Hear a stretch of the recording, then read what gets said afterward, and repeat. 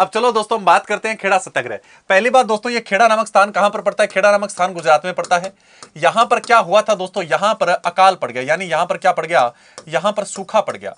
सूखा पड़ते ही दोस्तों अंग्रेजों ने क्या कर दिया दोस्तों, अंग्रेजों ने कर वृद्धि की। यहां पर दोस्तों अंग्रेजों ने जो कर लेते थे उसमें वृद्धि कर दी, उसके अंदर किसी प्रकार की दोस्तों छूट नहीं की, पूरी अच्छे तरीके से माल गुजारी कर रहे थे। ध्यान रखिए, पूरे अच्छे से तरीके से क्या कर रहे थे, माल गुजारी कर रहे थे। लोगों के पास देने के लिए कुछ नहीं था। जब लोग दोस्तों कर नहीं दे रहे थे तो उनकी जमीन दोस्तों हड़प रहे थे। जब दोस्तों इन्होंने कर नहीं दिया लोगों ने, तो जमीनें हड़पने प्रारंभ कर दी। क्या कर दी, जमीनें हड़पने प्रारंभ कर दी दोस्तों, ध्यान रखना है, ठीक है। तो यहां पर ध्यान रखिए, खेड़ा सत्याग्रह की बात कर रहा हूं। खेड़ा सत्याग्रह के बारे में गौर से सुनिए दोस्तों। खेड़ा सत्याग्रह गुजरात में पड़ता है, खेड़ा नामक स्थान। यहां पर सूखा पड़ गया, यहां पर लोगों ने, अंग्रेजों ने क्या कर दी, कर वृद्धि कर दी। यानी बहुत अच्छे तरीके से दोस्तों कर नहीं दे रहे थे, फिर भी पीट पीट कर यहां पर कर ले रहे थे। भी कर तो देना पड़ेगा, कर तो देना पड़ेगा, कर नहीं दिया तो जमीन हड़प लेंगे, जमीनें हड़पनी प्रारंभ कर दी।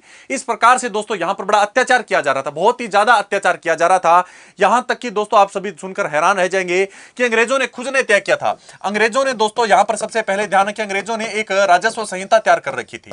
अंग्रेजों ने क्या बना रखी थी, राजस्व संहिता बना रखी थी। उसमें स्पष्ट तौर पर एक बात बोली गई थी, राजस्व संहिता अंग्रेजों के द्वारा बनाई गई थी। बिल्कुल कह रहे हैं भारत का पहला सत्याग्रह था, बिल्कुल। अच्छा भी तो ध्यान रखिए दोस्तों, यहां पर एक चीज का ध्यान रखिए, राजस्व संहिता की बात कर रहा हूं मैं। अंग्रेजों के द्वारा एक राजस्व संहिता बनाई गई, तो उसमें स्पष्ट तौर पर बोला गया था कि अगर फसल का उत्पादन कुल उत्पादन में 1/4 से कम होता है तो किसानों का राजस्व पूरी तरह से माफ हो जाएगा। ठीक है, ध्यान दीजिएगा, राजस्व संहिता में यह बोला गया था, मान लीजिए कोई भी फसल है, ध्यान रखिए उसमें कोई भी फसल है, अगर वो 25% से अधिक, 25% खराब हो जाती है, 25% क्या हो जाती है, खराब हो जाती है, तो किसानों का जो कर है, जो किसानों का कर है दोस्तों, क्या है, जो किसानों का कर है वो पूरी तरह से माफ होगा। क्या हो जाएगा, पूरा माफ किया जाएगा। यह बात किसमें बोली गई थी, राजस्व संहिता में बोली गई थी। लेकिन खेड़ा के अंदर फिर भी क्या है, सूखा पड़ गया, सारी फसल चौपट हो गई दोस्तों, सारी फसल चौपट हो गई। सारी फसल चौपट होने के बावजूद भी अंग्रेजों ने दोस्तों राजस्व संहिता को लागू न करते हुए कर में वृद्धि की और माल गुजारी की। लोग जो कर नहीं दे रहे थे उनकी जमीनें हड़पना प्रारंभ कर दिया। तब दोस्तों गांधी जी यहां पर उतर गए थे, तब गांधी जी दोस्तों यहां पर आए। गांधी जी ने दोस्तों ध्यान रखिएगा, गांधी जी यहां पर पहुंचे और गांधी जी ने सबसे बड़ी बात है दोस्तों, यहां के युवाओं के अंदर जोश जज्बा भर दिया। और गांधी जी के साथ दोस्तों यहां पर और कौन कौन लोग सामने आए तो ध्यान रखिए दोस्तों, यहां पर जो दमनकारी नीति अपनाई थी सरकार ने यहां पर जो दमनकारी नीति अपना रखी थी दोस्तों, दमनकारी जो नीति अपना रखी थी दोस्तों, स्पष्ट रूप से सरकार ने, गांधी जी ने क्या किया, इसका विरोध किया। गांधी जी ने क्या किया था, गांधी जी ने दोस्तों इसका विरोध किया। गांधी जी ने विरोध किया और किसानों से एक आग्रह किया। गांधी जी ने क्या किया, किसानों से आग्रह किया, बोला कर नहीं देना है। क्या नहीं देना है, कर नहीं देंगे, कर नहीं देंगे दोस्तों, गांधी जी ने स्पष्ट तौर पर बोल दिया। और यहां पर गांधी जी के साथ सरदार वल्लभ भाई पटेल भी शामिल हो गए थे। सरदार वल्लभ भाई पटेल भी दोस्तों यहां पर शामिल हो गए थे। यह भी आप सभी को अच्छे रूप से ध्यान रखना है। और बाद में दोस्तों अंग्रेजों ने दोस्तों गांधी जी के कहने पर, आप सभी को ध्यान रखना है, कर न देने की शपथ की भी बात की थी। ठीक है, तो ध्यान रखिए दोस्तों, मैंने आपको स्पष्ट तौर पर बता दिया, ये सारी बातें आप सभी को ध्यान रखनी है। और आखिर में दोस्तों यहां पर अंग्रेजों को झुकना पड़ा था। तो खेड़ा सत्याग्रह के बारे में सुनिए। खेड़ा पड़ता कहां है, गुजरात में पड़ता है। खेड़ा कहां पड़ता है, गुजरात में। यहां पर दोस्तों सूखा पड़ गया, सारी फसल चौपट होगी, तो फिर भी अंग्रेजों ने कर वसूली की, कर नहीं दिया, उसका जमीन हड़प ली। लेकिन दोस्तों अंग्रेजों की राजस्व संहिता में यह लिखा था 25% फसल खराब हो जाएगी तो किसानों का सारा कर्ज माफ कर देंगे। लेकिन दोस्तों उन्होंने माफ नहीं किया, दमनकारी नीति अपनाई। फिर गांधी जी उतरे और किसानों से कहा कि कर नहीं देना है। यहां पर सरदार वल्लभ भाई पटेल भी शामिल। आखिर में अंग्रेजों को झुकना पड़ा था। इसी को खेड़ा सत्याग्रह बोला गया है दोस्तों, इसी को क्या बोला गया है, खेड़ा सत्याग्रह बोला गया है। अब दोस्तों हम आगे बढ़ते हैं, अगला देखिए, बिल्कुल आगे देखिए, खेड़ा सत्याग्रह के बारे में हमने बात की है। अब हम किसके बारे में बात करने जा रहे हैं, आगे देखिएगा, होम रूल लीग आंदोलन। आइए दोस्तों होम रूल लीग आंदोलन के बारे में बात करते हैं। क्या है होम रूल लीग आंदोलन, आप सभी को इसके बारे में अच्छे रूप से ध्यान देना होगा। बाल गंगाधर तिलक का नाम सुना होगा, एनी बेसेंट का नाम सुना होगा दोस्तों, आपने सर एस सुब्रमण्यम अय्यर का नाम सुना होगा दोस्तों, आप सभी ने मोहम्मद अली का नाम सुना होगा। बहुत सारे नेता थे, उन सभी ने ब्रिटिश राष्ट्रमंडल के अखिल भारतीय होम रूल या स्वशासन की मांग के उद्देश्य से, ध्यान रखिएगा, अखिल भारतीय होम रूल या स्वशासन की मांग के उद्देश्य से पूरे वर्ष भर कार्य करते हुए दोस्तों इसका गठबंधन किया था। यानी दोस्तों होम रूल एक आंदोलन था, ये पार्टी भी बनाई गई थी। सारी बातें आप सभी को ध्यान रखना है। खास तौर पर अगर मैं आपको बात बताऊं तो जो बाल गंगाधर तिलक है दोस्तों, इन्होंने इंडियन होम रूल लीग बनाई और दूसरी एनी बेसेंट ने भी दोस्तों इसी प्रकार की पार्टी बनाई थी। खास तौर पर आपको ध्यान रखना है, होम रूल आंदोलन भी हुआ है। इस आंदोलन के अंदर कौन कौन शामिल था वो सारे बता देता हूं। पहले तो इस आंदोलन के बारे में सुन लीजिएगा। इस आंदोलन में दोस्तों बाल गंगाधर तिलक भी शामिल थे, बाल गंगाधर तिलक भी शामिल थे। इसके अंदर दोस्तों एनी बेसेंट भी शामिल थी। कौन थी? एनी बेसेंट भी शामिल थी, एनी बेसेंट, एनी बेसेंट भी। यहां तक कि दोस्तों मोहम्मद भी शामिल थे, मोहम्मद अली भी इसमें शामिल थे। यहां तक कि दोस्तों एस सुब्रमण्यम अय्यर भी शामिल थे, एस सुब्रमण्यम दोस्तों अय्यर भी शामिल थे। ये भी आप सभी को ध्यान रखना है, बहुत सारे लोग इसमें शामिल थे दोस्तों, ये आप सभी को ध्यान रखना है। सबसे बड़ी बात आती है ये क्यों बनाया गया, तो ध्यान रखिएगा दोस्तों, हमने यहां पर बात की ये आंदोलन क्यों हुआ, हम सारी बातें देखने वाले। आंदोलन क्यों हुआ, ये आंदोलन दोस्तों प्रारंभ करने कारण, पहली बात आंदोलन किस किसने किया था वो तो हमने बता दिया, मैं होम रूल पार्टी की बात नहीं कर रहा, आंदोलन की बात कर रहा हूं, ये किस किसने किया था। लेकिन सबसे बड़ी बात यहां पर सामने क्या देखने को आती है दोस्तों, ये आंदोलन क्यों हुआ। आंदोलन कई कारण थे दोस्तों, आंदोलन के कई कारण थे। सबसे बड़ा कारण क्या था दोस्तों, राष्ट्रवादियों का जो एक वर्ग था, राष्ट्रवादियों का जो एक वर्ग था दोस्तों, उसका मानना क्या था, राष्ट्रवादियों का एक वर्ग था दोस्तों, उसका मानना सरकार का ध्यान आकर्षित किया जाए। सरकार का ध्यान आकर्षित करना, यानी कि सरकार सिर्फ अपने बिजनेस पर लगी पड़ी है, सरकार का ध्यान आकर्षित करना हमारी तरफ, पहला इसका उद्देश्य यह था। दूसरा दोस्तों, मार्ले मिंटो सुधार के बारे में आप सभी जानते हो, मार्ले मिंटो सुधार है दोस्तों, वास्तविक स्वरूप को सामने लाना था, दो उद्देश्य है। तीसरा ध्यान रखिए दोस्तों, प्रथम विश्व युद्ध के अंदर सरकार ने भारतीय जो जितने भी सामान था उसका बढ़िया तरीके से उपभोग किया, और उपभोग किया तो बाद में दोस्तों वो सामान समाप्त हो गया। अब उस सामान की भरपाई के लिए जो भारतीय किसान थे उनके ऊपर दोस्तों बहुत भयंकर कर लगा दिया गया, उसके खिलाफ में आंदोलन हुआ। ये सारी बातें जो भी है दोस्तों आप सभी को ध्यान रखनी है। बिल्कुल, पिट्स इंडिया एक्ट दोस्तों, संवैधानिक विकास क्रम में पॉलिटिकल की बात हम कर रहे थे, एक चीज का ध्यान रखिए, पिट्स इंडिया एक्ट के बारे में आप सभी को ध्यान रखना है। ये पिट्स इंडिया एक्ट क्या है, बहुत ही अच्छे रूप से दोस्तों, पिट्स इंडिया एक्ट दोस्तों 1784 का एक अधिनियम है। ये कब का अधिनियम है, ध्यान रख लीजिएगा, 1784 का अधिनियम है। सबसे बड़ी बात आती है दोस्तों, किसके द्वारा ये लाया गया था, 1784 में ब्रिटिश संसद के अंदर वहां के तत्कालीन प्रधानमंत्री विलियम पिट के द्वारा प्रस्तुत किया गया था। पिट्स इंडिया एक्ट क्यों बोला जाता है, क्योंकि दोस्तों 1784 में जो ब्रिटिश संसद थी, कौन थी दोस्तों, ब्रिटिश संसद थी। ब्रिटिश संसद की अगर बात करें दोस्तों, ब्रिटिश संसद की, तो ध्यान रखिए 1784 में ब्रिटिश संसद की बात कर रहा हूं, ब्रिटिश संसद की। ब्रिटिश संसद में दोस्तों एक चीज का ध्यान रखिएगा, यहां पर तत्कालीन जो प्रधानमंत्री थे उनका नाम था विलियम पिट, विलियम पिट के द्वारा लाया गया था। इस वजह से इसे पिट्स इंडिया एक्ट कहा गया, इसी वजह से इसे क्या कहा गया है, पिट्स इंडिया एक्ट कहा गया है। ध्यान रखिए इसमें क्या क्या परिवर्तन किए गए, तो ध्यान रखिए इसमें दोस्तों यह परिवर्तन किया गया कि एक निदेशक मंडल होगा जो कि कंपनी के व्यापारिक मामलों का अधीक्षण करेगा, अधीक्षण कर सकता है। राजनीतिक मामलों के प्रबंधन के लिए नियंत्रण बोर्ड बनाया जाएगा, यानी इसके तहत दोस्तों दो बोर्ड बनाए गए थे, एक तो व्यापारिक मामलों के लिए बनाया गया था, ध्यान रखिए, एक तो व्यापारिक मामलों के लिए बोर्ड बना दिया गया, और एक राजनीतिक मामलों के लिए बोर्ड बनाया गया। ध्यान रखिएगा, एक राजनीतिक मामलों के लिए बोर्ड बनाया, यानी दो बोर्ड बनाए गए थे।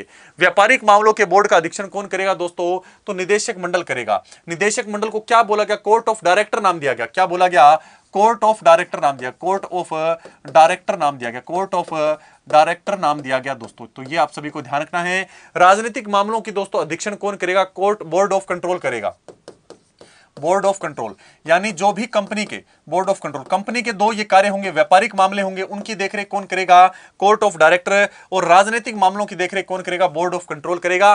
पिट्स इंडिया एक्ट के अंदर यही बात लिखी हुई थी। दूसरी बात यहां पर क्या आती है दोस्तों, कि यहां पर ध्यान रखिए, सबसे बड़ी बात है इसी अधिनियम के अंदर पहली बात, भारत को दोस्तों ब्रिटिश आधिपत्य क्षेत्र कहा गया। यह वही पहला अधिनियम है जिसके अंदर भारत को पहली बार, यह पहला अधिनियम है जिसके अंदर भारत को दोस्तों पहली बार दोस्तों क्या बोला गया, ब्रिटिश आधिपत्य क्षेत्र कहा गया। ब्रिटिश आधिपत्य यानी कि ब्रिटेन के गुलाम क्षेत्र, ब्रिटिश का जो गुलाम क्षेत्र है वो शब्द दिया गया। ब्रिटिश आधिपत्य क्षेत्र पहली बार कौन से में बोला गया था, तो वो भी हमने देख लिया है दोस्तों। पहली बार भारत को दोस्तों ब्रिटिश आधिपत्य किसके अंदर बोला गया है, तो पिट्स इंडिया एक्ट 1784 के अंदर बोला गया था। एक दोस्तों जो आपने सुना होगा गवर्नर जनरल, यानी जीजी का नाम सुना, गवर्नर जनरल जो बंगाल वाला था, ध्यान रखिए इसके लिए एक परिषद बनाई गई थी, आपको ध्यान होगा, तो 4 सदस्यीय परिषद बनाई गई थी, तो 4 से घटाकर 3 सदस्यीय कर दी गई। क्या कर दी गई दोस्तों, 4 से घटाकर वो कितने सदस्यीय बना दी गई थी, 3 सदस्यीय कर दी गई, संख्या घटा दी गई दोस्तों। क्या कर दी गई, संख्या घटा दी गई थी, यह भी आपको ध्यान रखना है। तो पिट्स इंडिया एक्ट क्या है दोस्तों, 1784 में ब्रिटिश संसद में तत्कालीन प्रधानमंत्री, तत्कालीन ब्रिटेन के जो प्रधानमंत्री थे विलियम पिट द्वारा लाए गए, इसलिए इसे पिट्स इंडिया एक्ट कहते हैं।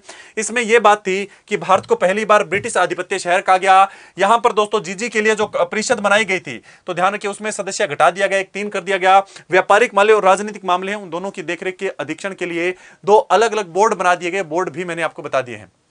कह रहे हैं संख्या 6 कर दी, अरे 3 कर दी गई थी, बढ़ा कहां रहे हैं नंबरदार जी, घटाई थी, क्या कर दी थी, संख्या दोस्तों घटाकर 3 कर दी गई थी, ये आप सभी को ध्यान रखना है। और मद्रास और बंबई की जो सरकारें थी, ध्यान रखिएगा, जो मद्रास और बंबई प्रांत थे, मुंबई और मद्रास प्रांत थे दोस्तों, इन्हें पूर्ण रूप से ध्यान रखिएगा, इन्हें क्या कर दिया, पूर्ण रूप से ध्यान रखिए, पूर्ण रूप से बंगाल के अधीन कर दिया, पूर्ण रूप से जो बंगाल का जीजी था, पूर्ण रूप से जो बंगाल का जीजी था इसके अधीन कर दिया, पूर्ण रूप से किसके अधीन कर दिया। पहले दोस्तों ये इस एक्ट से पहले कुछ एक निर्णयों में स्वतंत्र थे, यानी कुछ एक निर्णय लेने में स्वतंत्र थे, लेकिन इस अधिनियम के बाद पूर्ण रूप से इसके अधीन हो गए, यानी कि 1784 के बाद मद्रास में और मुंबई में जो भी कार्य होता था वो सारा इससे पूछकर होने लगा। तो 5 चीजें आपको ध्यान रखनी है। पिट्स इंडिया एक्ट आया कब, पहली बात है। दूसरा, कौन लेकर आया, ब्रिटिश संसद में विलियम पिट लेकर आए, इसलिए इसे पिट्स इंडिया एक्ट बोलते हैं। तीसरा दोस्तों, भारत को पहली बार ब्रिटिश आधिपत्य क्षेत्र किसमें घोषित किया गया, पिट्स इंडिया एक्ट में घोषित किया गया। बंगाल और दोस्तों मद्रास प्रेसिडेंसी को पूर्ण रूप से बंगाल प्रेसिडेंसी के अधीन कब किया गया, वो भी मैंने बता दिया पूर्ण रूप से। जो जीजी के लिए काउंसिल परिषद थी उसमें सदस्यता घटा दी गई, बताओ किस एक्ट के तहत। और भारत में व्यापारिक मामलों और राजनीतिक मामलों के लिए 2 बोर्ड बनाए गए, कोर्ट ऑफ डायरेक्टर व्यापारिक मामलों के लिए और बोर्ड ऑफ कंट्रोल राजनीतिक मामलों के लिए। तो ये बातें आप सभी को अच्छी रूप से ध्यान रखनी है। अगला सुनिएगा दोस्तों, अगला आता है चार्टर अधिनियम 1813। चार्टर अधिनियम 1813, अगर हम चार्टर अधिनियम 1813 की बात करें तो ध्यान रखिए दोस्तों, पहली बात है 1813 में आया, तो ये तो आप देख ही रही हैं। ध्यान रखिए दोस्तों, कंपनी, ध्यान रखिए, इस एक्ट के द्वारा कंपनी के अधिकार पत्र को 20 वर्षों के लिए बढ़ा दिया गया। जो कंपनी को व्यापार करने का जो अधिकार पत्र दिया गया था, कंपनी को जो दोस्तों अधिकार पत्र दिया गया था, किसका, कंपनी को जो अधिकार पत्र दिया गया था व्यापार करने का, कंपनी को अधिकार पत्र दिया गया था व्यापार करने का, वो 20 वर्षों के लिए बढ़ा दिया। कितने वर्षों के लिए बढ़ा दिया गया, 20 वर्षों के लिए बढ़ा दिया गया, बढ़ा दिया गया, यानी अब आप 1813 से 33 तक आप काम कर सकते हो, 20 साल आप और बढ़ गए हैं। इसके अलावा और बात करें दोस्तों तो एक चीज का ध्यान रखिएगा, जो भारत के अंदर दोस्तों व्यापार एकाधिकार था, ब्रिटिश कंपनी के पास जो व्यापार एकाधिकार था वो दोस्तों समाप्त कर दिया गया। व्यापार एकाधिकार था, व्यापार का एकाधिकार था, भारत के अंदर इसे समाप्त कर दिया गया। लेकिन दोस्तों चाइना के अंदर जो चाय का व्यापार होता था, चीन के साथ जो चाय का व्यापार था उसको एकाधिकार बरकरार रखा, चीन के साथ जो हमारा, ध्यान रखिए, लेकिन कंपनी का चीन के साथ व्यापार और चाय के व्यापार पर ध्यान रखिए दोस्तों, लेकिन भारत के अंदर जो कंपनी थी उसका चीन के साथ जो व्यापार था, चीन के साथ व्यापार और जो चाय का व्यापार करते थे, चाय का व्यापार, इन दोनों के ऊपर आज भी एकाधिकार बरकरार रखा। क्या रखा दोस्तों, एकाधिकार बरकरार रखा, बाकी सारे कोई भी एकाधिकार बरकरार रखा। दोबारा सुनिएगा दोस्तों, चार्टर अधिनियम 1813 की बात कर रहा हूं, अधिकार पत्र कितने वर्षों की बढ़ोतरी कर दी, 20 वर्ष की, यानी कि इन्हें व्यापार करने की 1813 में जो व्यापार करने का इनको छूट दी गई थी वो समाप्त हो चुका था कार्यकाल। अब दोस्तों ब्रिटिश संसद के द्वारा इन्हें 20 वर्षों का और बढ़ा दिया गया, यानी 20 साल और कार्य करो, भारत में व्यापार करो। भारत के अंदर जो भी इन्हें एकाधिकार दिया गया था व्यापार में, वो सारा का सारा एकाधिकार क्या कर दिया, समाप्त। यानी अब ब्रिटेन का कोई दूसरा व्यक्ति भी, कंपनी भी आकर वहां पर क्या कर सकते हैं, व्यापार। ठीक है, कंपनी को दोस्तों चाय का जो व्यापार था उसके ऊपर एकाधिकार को बरकरार रखा, और चीन के साथ जो व्यापार होता था वो भी क्या रखा, बरकरार रखा। तो ये बात आप सभी को ध्यान रखनी है। और एक चीज का और ध्यान रखिए, सबसे बड़ी बात यहां पर आती है दोस्तों कि यहां पर ईसाई मशीनरियों को भारत में प्रचार की अनुमति दे दी। ईसाई मशीनरी, इस अधिनियम के तहत जो ईसाई मशीनरियां थी उन्हें दोस्तों भारत में धार्मिक प्रचार की छूट दे दी। यानी भारत में दोस्तों धार्मिक प्रचार करो, फुल प्रचार करो कि ईसाई धर्म इस प्रकार का होता है। धार्मिक मशीनरियों की धार्मिक प्रचार की क्या दे दी दोस्तों, धार्मिक प्रचार की छूट दे दी। ठीक है, तो धार्मिक प्रचार की क्या दे दी, धार्मिक प्रचार की छूट दे दी फुल दोस्तों। साथ ही साथ ये बोल दिया, साथ ही साथ दोस्तों इसमें ये बोला गया कि प्रति वर्ष, ध्यान रखिए, साथ ही साथ ये बोला गया कि प्रति वर्ष दोस्तों क्या होगा, प्रति वर्ष शिक्षा के क्षेत्र में, शिक्षा पर प्रति वर्ष दोस्तों शिक्षा के ऊपर 1 लाख रुपए खर्च करना है। कितना दोस्तों, इसी अधिनियम के तहत शिक्षा के ऊपर 1 लाख रुपए प्रति वर्ष खर्च करने की बात बोली गई थी। ये भी आप सभी को अच्छे रूप से ध्यान रखना है। और एक चीज का ध्यान रखिए, भारत को पहली बार ब्रिटिश क्षेत्र के रूप में स्पष्ट रूप से परिभाषित इसी में किया गया था। ध्यान रखिए, इसी अधिनियम के तहत पहली बार भारत में ब्रिटिश क्षेत्र की संवैधानिक स्थिति को स्पष्ट रूप से परिभाषित किया गया। तो यह थोड़ा ध्यान रखिएगा दोस्तों, इस अधिनियम में पहली बार कौन सा कार्य हुआ, तो पहली बार ध्यान रखिए दोस्तों, पहली बार चार्टर अधिनियम 1813 के तहत क्या किया गया, भारत में दोस्तों ध्यान रखिए, भारत में ब्रिटिश क्षेत्र को, भारत में ब्रिटिश क्षेत्र को ध्यान रखिए, ब्रिटिश क्षेत्र को संवैधानिक रूप से स्पष्ट किया गया। क्या किया गया, संवैधानिक रूप से स्पष्ट किया गया, संवैधानिक रूप से स्पष्ट किया गया। दोबारा सुन लीजिएगा दोस्तों, चार्टर अधिनियम 1813 क्या अधिकार पत्र जो कंपनी को था वो समाप्त होने जा रहा था, इसलिए 20 वर्ष की क्या कर दी, बढ़ोतरी कर दी थी। ठीक है, इसके अलावा बात करें दोस्तों तो ध्यान रखिए, चार्टर अधिनियम 1813 की बात कर रहा हूं, भारत के साथ जो कंपनी व्यापार कर रही थी, इस कंपनी को एकाधिकार प्राप्त था कि यहां पर सिर्फ इंग्लैंड की सिर्फ एक ही कंपनी व्यापार कर सकती है, उस एकाधिकार को समाप्त कर दिया। लेकिन कंपनी को चीन के साथ व्यापार करने में और चाय का व्यापार करने के लिए एकाधिकार को क्या रखा, बरकरार रखा। यह भी बोल दिया कि प्रति वर्ष कंपनी दोस्तों क्या करेगी, 1 लाख भारत के अंदर शिक्षा पर खर्च करेगी। और कंपनी का जो क्षेत्र था पहली बार उसे संवैधानिक रूप से स्पष्ट इसी अधिनियम में किया गया था। एक चीज का ध्यान रखिए, साथ ही साथ ईसाई मशीनरियों को धार्मिक प्रचार की इसके अंदर छूट दे दी गई। बिल्कुल, तो ये सारी बातें आप सभी को अच्छे रूप से ध्यान रखनी है।